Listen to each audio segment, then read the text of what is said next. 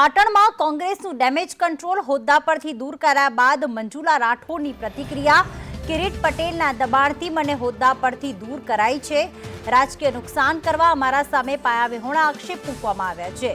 હું મારો પક્ષ કોંગ્રેસના મોવડી મંડળ સમક્ષ રજૂ કરીશ તેવું તેમનું કહેવું છે।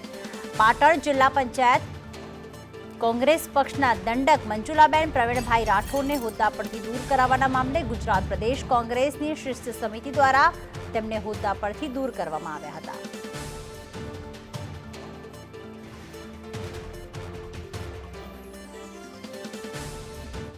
કોંગ્રેસ પક્ષ દ્વારા થોડા દિવસ પહેલા મને પાટણ જિલ્લા પંચાયતના દંડક તરીકેની જે જવાબદારી સોંપવામાં આવી હતી, જે આજે પરત લેવામાં આવેલ છે।